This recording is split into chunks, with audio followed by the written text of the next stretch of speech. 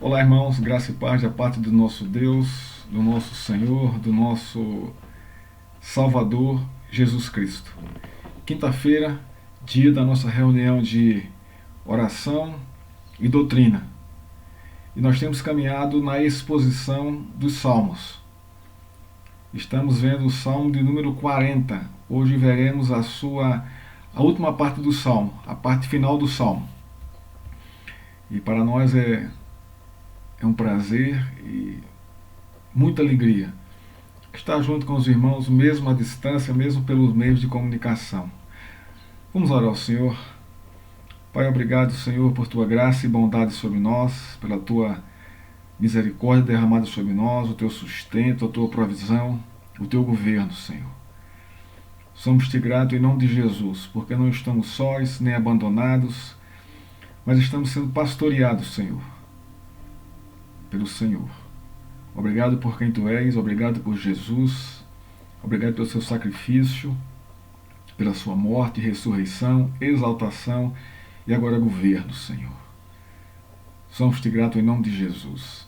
Agora que vamos ler tua palavra, que o Senhor abra o nosso coração, abra o nosso entendimento, para desfrutarmos, Senhor, dos teus ensinos e aplicá-la ao nosso coração de um modo saudável, de um modo alegre, de um modo esperançoso e confiante. Obrigado, em nome de Cristo. Amém. Nós vamos estar vendo o Salmo de número 40, dos versos 11 aos versos 17. Nós pregamos nos sermões anteriores, nesse mesmo Salmo, né, nós dividimos o Salmo, esse Salmo em três pontos. Nós vimos no primeiro ponto, que nós pregamos as semanas passadas, a confiança em Deus, de verso 1 ao verso 4. Depois, na semana passada, nós pregamos sobre o segundo ponto, as maravilhas de Deus, versos 5 a 10. E hoje nós vamos estar pregando sobre as súplicas de Davi, dos versos 11 ao verso 17. Diz assim a palavra de Deus: Não retenhas de mim, Senhor, as tuas misericórdias. Guardem-me sempre a tua graça e a tua verdade. Não tem conta os males que me cercam. As minhas iniquidades me alcançaram, tantas que me impedem a vista. São mais numerosas que os cabelos da minha cabeça, e o coração me desfalece. Praza-te, Senhor, em livrar-me. Dá pressa ao Senhor em socorrer-me. Sejam a uma envergonhados e cobertos de vexame os que me demandam a vida. Tornem atrás e cubram-se de ignomínia os que se comprazem no meu mal. Sofram perturbação por causa da sua ignomínia os que dizem, bem feito, bem feito. Foguem e em ti se rejubilem todos os que te buscam. Os que amam a tua salvação, digam sempre, o Senhor seja magnificado. Eu sou pobre e necessitado, porém o Senhor cuida de mim. Tu és o meu amparo e o meu libertador. Não te detenhas, ó Deus meu. Nós vamos estar trabalhando nesse salmo aqui hoje, nesse último ponto do salmo, no encerramento desse salmo aqui, o nosso tema, as súplicas de Davi. Então nós vamos estar adentrando nesse tema a partir do texto que nós lemos. A vida humana é complexa por causa do pecado. A transição da seção anterior desse salmo, onde o salmista ele entende e desfruta das maravilhas de Deus, e os versos 11 e 12, que é a seção seguinte, onde o salmista expõe o seu pecado e clama por misericórdia e graça, revelam a complexidade da vida. Ora, o salmista está vibrando pelas maravilhas de Deus, do seu sacrifício, do seu perdão, da reconciliação, da adoração, das ofertas ao Senhor de gratidão. Ora, o profeta agora está afundado, em suas lutas internas e externas. Isso pontua um pouco, irmãos, a complexidade da vida, a complicação, né, da nossa existência nesse contexto. Isso tudo por causa do pecado. Ouçamos a voz do salmista nos versos 11 e 12 para entender essa complexidade. Primeiro, no verso 11, ele diz: não retenhas de mim, Senhor, a tua misericórdia. Olha o que diz o texto. Não retenhas de mim, Senhor, as tuas misericórdias. Então observa aqui um clamor do salmista pelas misericórdias de Deus, uma súplica. Não retenha significa não impeça, não proíba dela vir sobre mim. Isso revela a necessidade do salmista de ser abraçado pelas misericórdias de Deus, no contexto, por causa do contexto que ele está vivendo. Davi está implorando a Deus para ele não impedir ou proibir o derramar das suas misericórdias sobre ele. Por quê? Por causa da complexidade da vida. O que está nesse complexo aqui da vida de Davi? O seu pecado e os seus inimigos exteriores. São as suas lutas interiores por causa do seu pecado, isso a gente vai ver lá no verso 12, e os seus inimigos, versos 14 e 15. Esse aqui é o contexto que aponta para essa complexidade. Davi vai mais além, aqui no verso 11. Ele diz assim: não retenhas as tuas misericórdias. E vai e diz: guardem-me sempre a tua graça e a tua verdade. Além de pedir a Deus para Deus ser misericordioso com ele, ele pede para Deus guardá-lo em sua graça e em sua verdade. O que isso significa? O que é ser guardado nesse contexto aqui na graça de Deus? É ser restaurado por Deus, segundo o contexto do Salmo. A gente vai ver isso aqui. E a verdade, guardado pela tua verdade, ela tem a ver com o quê? Ela fala da fidelidade do testemunho de Deus na história, tanto do passado como do presente recente de Davi. É o que nós vamos ver aqui. Davi implora pelo dom gratuito da restauração de Deus, nesse verso aqui 11, fundamentado na fidelidade do testemunho do Senhor que ele provou no passado e que necessita dele agora, no presente. Davi se sente rodeado de males. Sabe que o juízo de Deus o alcançou devido à sua depravação e perversão. Isso está no verso 12. Percebe que não pode por si só levantar a cabeça por causa do peso da culpa. Então aqui, além de ele nos revelar esse estado de angústia, de miséria, de dor, de humilhação, de derrota, ele também nos mostra o seu estado de profunda humilhação diante de Deus. Assim está o salmista. Esse verso 12, irmãos, desse Salmo 40, não é? Ele é muito impactante. Muito. Por quê?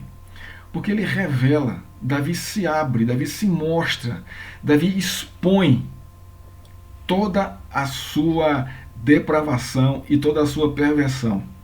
Olha o que ele diz no verso 12 aqui, mais uma vez. Não tem contas os males que me cercam. Aqui ele fala dos inimigos externos a ele. E ele segue aqui no verso 12. Agora vai falar dos inimigos internos. As minhas iniquidades me alcançaram, tantas que me impedem a vista. Cegaram-no, perdeu a esperança. Ele não sabe mais ter uma realidade, ver ou fazer a leitura da realidade sem a influência desse pecado, ou dos seus pecados, da sua depravação. Vai mais além. São mais numerosas que os cabelos da minha cabeça, e o coração me desfalece. Esse coração desfalecer aqui, irmãos, é como se o coração tivesse totalmente entregue a essas iniquidades e perversidades e não consegue reagir a elas. É necessário uma intervenção exterior do Senhor para tirá-lo desse estado, desse contexto aqui. É uma situação triste, né? É uma situação realmente de grito de socorro a Deus, pela necessidade, não é, que o salmista está passando aqui, existencial. A realidade da complexidade da vida deve levar o cristão a buscar a Deus com esperança e confiança de que Deus vem salvá-lo. Porque, irmãos, nós não temos outra opção. Não há outra opção para o cristão. Ele não deve buscar nada além da pessoa de Jesus como seu único mediador, seu único salvador, redentor, restaurador. Não tem como. A nossa vida realmente ela é complexa, ela é complicada por causa da nossa natureza pecadora. Ora estamos aqui, lá em cima. Ora estamos cá embaixo. Essa oscilação, ela reflete essa complexidade da vida. E devido a essa oscilação, Deus nos dá o caminho para buscá-lo, para nos estabilizar diante dessa realidade. É o que Davi está fazendo aqui. É o que Davi está fazendo aqui. E é justamente isto que Davi está fazendo diante da realidade, diante da sua realidade. Deus é a sua esperança, é a sua salvação e é o seu conforto e o seu consolo e a sua restauração, porque não há outro. O que é que Davi nos ensina aqui, irmãos? Nesses textos que lemos até agora. Primeiro, ele nos aponta a necessidade da misericórdia, da graça e da verdade de Deus para nós. Nós não vivemos sem isso aqui. Nós não vivemos sem a verdade, sem a graça, sem a misericórdia de Deus. Nós precisamos dela para nortear a nossa vida. Segundo, Davi nos aponta a necessidade de corrermos para Deus. Terceiro, Davi nos aponta aqui, não é, a nossa fragilidade, o quanto nós precisamos de Deus, de clamar perdão pelos nossos pecados e de continuarmos caminhando com o Senhor, crendo no seu conforto, no seu consolo, na sua disciplina e na sua exortação. Davi está aqui sendo disciplinado e restaurado ao mesmo tempo. O verso 13. Davi segue com seu clamor diante de Deus. Olha o verso 13. Praza-te, Senhor, em livrar-me. Dá-te pressa, ó Senhor, em socorrer-me. Observe aqui a urgência que ele está exigindo de Deus, em que Deus o restaure, em que Deus o livre, em que Deus o perdoe, em que Deus restaure a sua vida e que lhe dê forças para caminhar como rei de Israel e como servo de Deus. Ele diz: praza-te, Senhor, em me livrar. O verbo prazar significa ser favorável. Então Davi clama a Deus, pedindo que ele seja favorável com ele. Ser favorável aqui no contexto é ser benigno, é ser bondoso com ele. Porque, irmão, porque se Deus age na sua ira, não há quem fique. Não há quem se ponha diante dele. Não há. A história bíblica mostra isso. Mas quando Deus olha para aquele coração que se quebrantou, que se arrependeu, Deus derrama a sua graça, a sua bondade e a sua misericórdia. Aqui está Davi nessa condição, humilhado, quebrado pela realidade, né, da natureza do seu pecado, da sua perversidade e pela realidade dos inimigos que estavam vindo contra ele. Davi deseja ser livre. Livra-me, dá-te pressa em socorrer-me. Livre, irmãos, dos seus pecados, do estado em que estava o seu coração e dos seus inimigos externos, versos 14 e 15. Livramento, libertação, né? Ele clama a Deus com urgência. Davi pede que Deus haja urgentemente. Dá-te pressa em socorrer-me. Há uma necessidade urgente de socorro. Isto aponta para o estado de desespero do salmista. Por quê? Porque o seu coração está abandonado no pecado e não há como ele por si só sair desse quadro, dessa realidade. Tem que haver a intervenção de Deus aqui. E é interessante, irmãos, que no texto, né, nós temos aqui a palavra Senhor no verso 11 e no verso 13 duas vezes. Todas em letras garrafais. Isso aponta para a realidade do pacto. Davi conhecia o pacto e por isso se colocava diante de Deus, clamando a sua graça, a sua misericórdia e a sua verdade. Os versos 14 e 15, Davi pede também que Deus faça justiça contra os seus inimigos, contra aqueles que buscam matá-lo, no verso 14, contra os que desejam mal para ele, ainda no verso 14, e os que fazem piada, chacota com a situação de Davi. Olha os versos 14 e 15. Sejam a um envergonhados e cobertos de vexame os que me demandam a vida. Vocês querem me matar. Tornem atrás e cubram-se de ignomínia os que se comprazem no meu mal. Isso é, caiam nas próprias armadilhas que fizeram contra mim. Olha o verso 15. Sofram perturbação por causa da sua ignomínia os que dizem, bem feito, bem feito. Aqueles que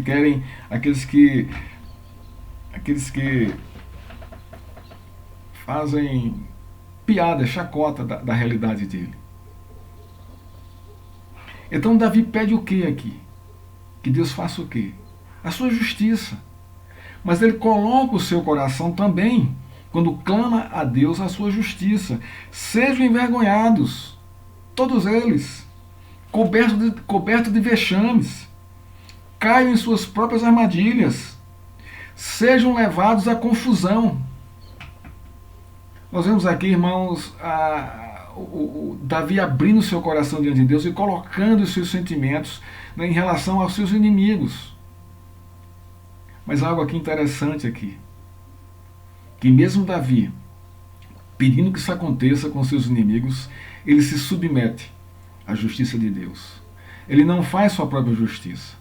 Ele não leva a cabo com a sua espada, ou usa a sua monarquia para julgar e condenar seus inimigos. Não. Ele descansa no Senhor. Ele espera no Senhor.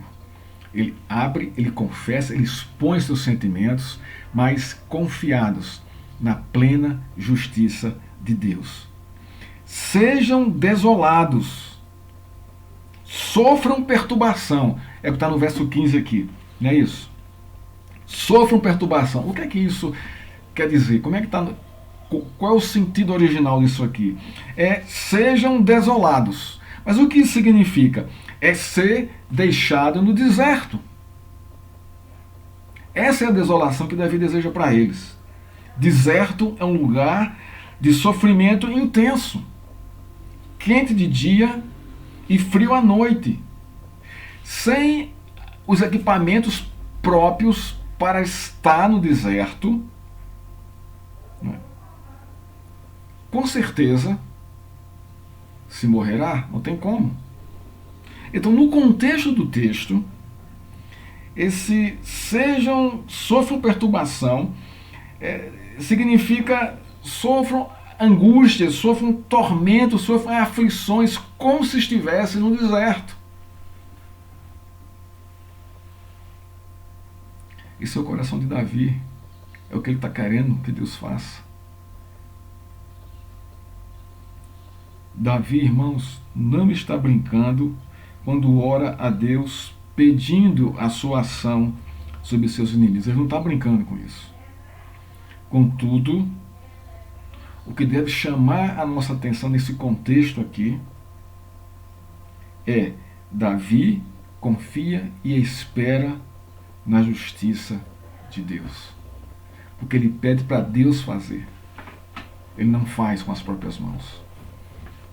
Ele não faz com as próprias mãos. Porque ele sabe que Deus faz a sua justiça em perfeita condição.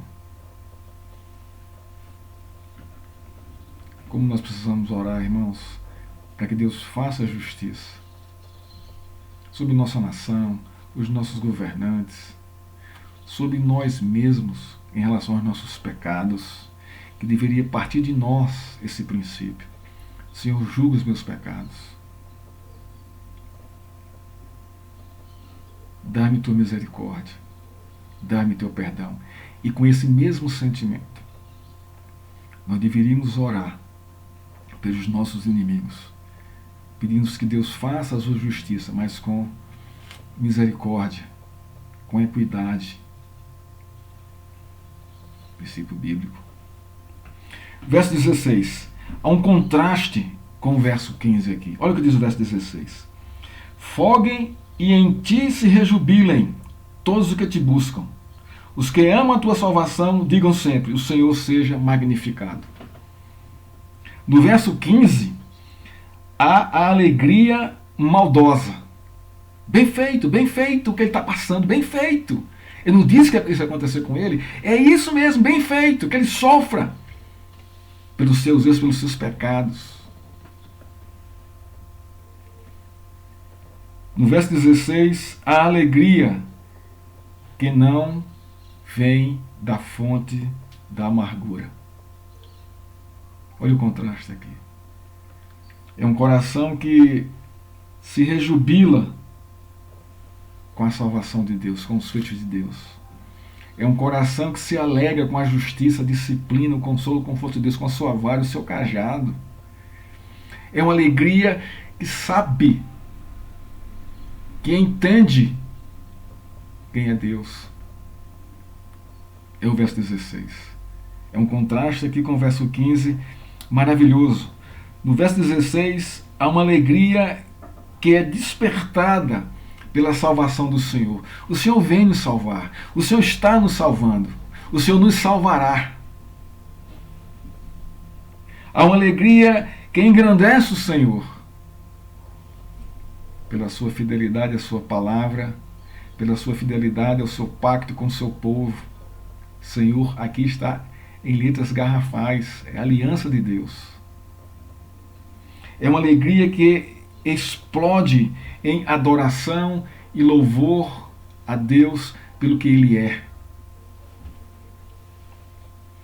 Fantástico isso aqui no Salmo. Irmãos, esse contexto aqui, parece que a complexidade da vida foi desfeita.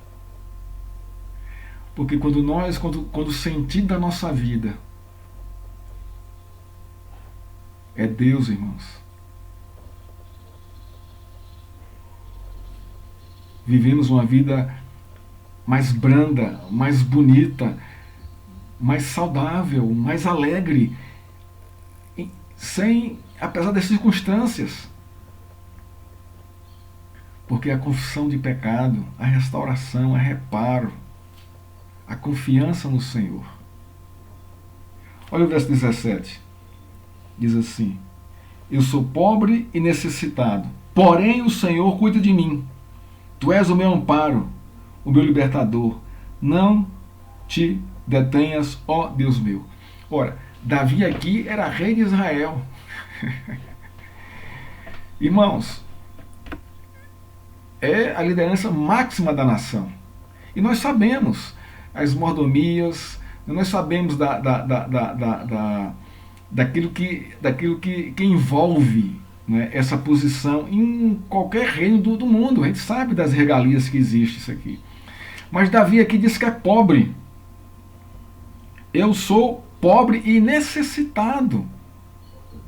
Observa aqui o que é que ele está dizendo aqui. Isso aqui tem a ver com a sua condição humana. Não é com a sua postura de rei. Porque na sua condição humana, realmente, ele é pobre e necessitado de Deus. É como nós, irmãos. Não interessa, não importa a condição que nós estamos vivendo, a condição que somos hoje em nosso contexto. Se você é doutor, se você tem mestrado, seja lá a posição que você galgou na vida. Isso não é o mais importante. O mais importante para Deus é a natureza da nossa vida. É quem nós somos de verdade. E nós somos pobres e necessitados de Deus. Essa é a nossa realidade. O que é que isso está me dizendo?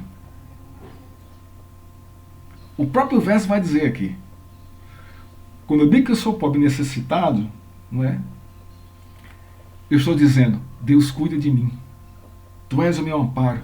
Tu és o meu libertador. É isso que Davi está dizendo aqui.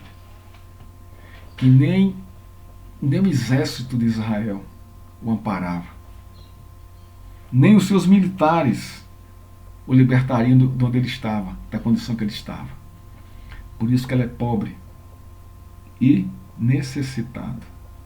Porque ele necessita da ação, da intervenção de Deus. Ele é pobre e necessitado. Por isso ele diz, o Senhor cuida de mim. O Senhor é meu amparo. O Senhor é meu libertador. Não há, irmãos, super espirituais diante de Deus. Todos nós somos pobres e necessitados. Nessa condição. Porque a nossa natureza, ela ainda é pecadora. E Davi aqui, irmãos, humildemente, humilhado pela sua condição, ele reconhece quem é Deus. Ele reconhece que ele necessita do Senhor. Ele reconhece que sem Deus sua vida será complexa demais e complicada demais por causa do pecado. E o fim será um desastre. Como ele falou aqui, meu coração está entregue ao pecado. Meus olhos não conseguem ver nada além da maldade, da perversidade. Eu estou perdido. Essa é a condição do salmista. E ele encerra justamente afirmando essa realidade e dizendo, Deus cuida de mim, Deus é meu amparo e Deus é o meu libertador. Não te detenhas. Continua agindo dessa forma em minha vida. Concluindo, irmãos, e aplicando o que nós aprendemos hoje da palavra do Senhor. Primeiro, Davi sabe que está em uma situação de extrema aflição. Ele sabe disso. Mas também sabe que Deus não o abandonará. Segundo, ele sabe que sua ajuda e salvação vem de Deus. Ele sabe que Deus ouvirá a sua súplica e responderá para trazer restauração na sua vida e para julgar os teus inimigos. Terceiro, Davi sabe que a vida é complexa e que diante dos problemas e das adversidades da vida, deve-se buscar a Deus e esperar em sua salvação. E quarto, e última aplicação, Davi sabe que as ações de Deus no passado é um indicativo certo de que ele agirá no presente e no futuro em favor do seu povo. Isso aqui tem a ver com a visão escatológica. Por isso que nós necessitamos, irmãos, conhecer a história, como Deus agiu no passado, nessa expectativa de que ele agirá da mesma forma no presente e no futuro. É isso que deve guiar a nossa vida. É isso que deve fundamentar a nossa vida. Essa expectativa escatológica em Deus, na sua ação na história. Olha para Jesus Cristo.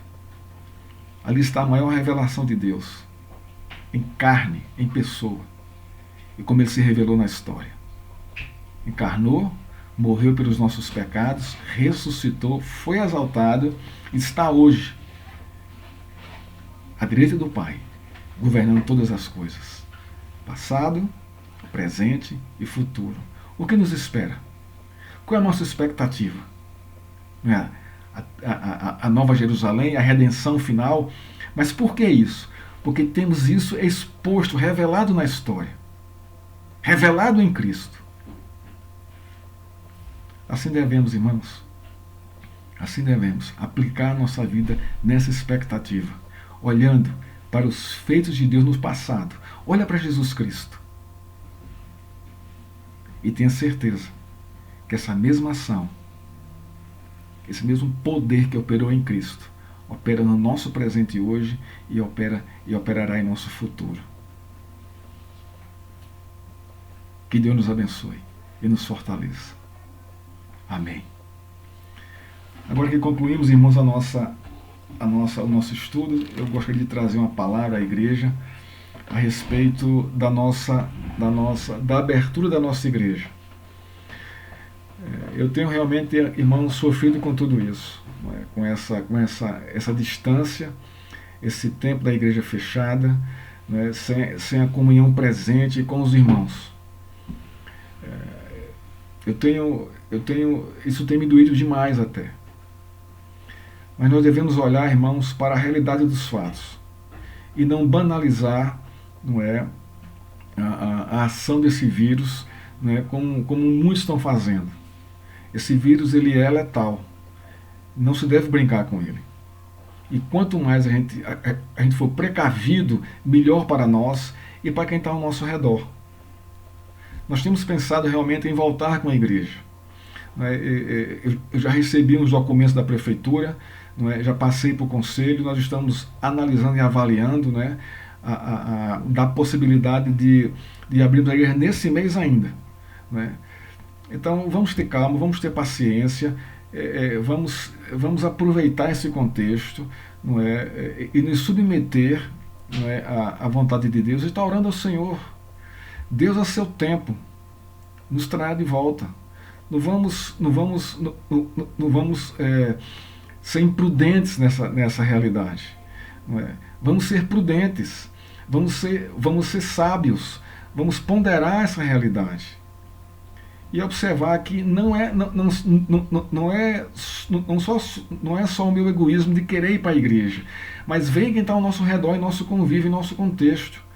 Nós não sabemos a mobilidade do vírus, sabemos que ela é rápida, e que ele está aí. Então, quanto mais tivermos cuidado, mais formos precavidos, melhor para nós e para os nossos familiares. Vamos estar orando por isso e clamando ao Senhor que nos ajude. Esse tempo, irmãos, faça a leitura desse sinal pelas Escrituras. Veja o que está acontecendo pelas Escrituras, aonde Deus está nos levando aí. Há um fato, há uma realidade. Ela está posta aí. E é uma realidade dura, pesada. Não é brincadeira. Então, o que Deus está nos ensinando aí, irmãos? Para onde Ele está nos levando? Sabendo que o seu propósito é a sua glorificação. Isso é um fato. Esse é o propósito final. Deus vai ser, está sendo glorificado, está. Não é? Mas como devemos agir, irmão, nesse contexto? Como igreja do Senhor. Igreja não são as quatro paredes. Não são. A igreja ela é viva. A igreja ela é viva. Ore ao Senhor, esteja orando pelos seus irmãos, esteja orando pelas famílias da igreja. Não é? Sabe, isso é muito importante, não é? Para que Deus, a seu tempo, nos traga de volta, nos reúna de volta, para a adoração, para o louvor e para a comunhão. Que Deus nos abençoe. Amém.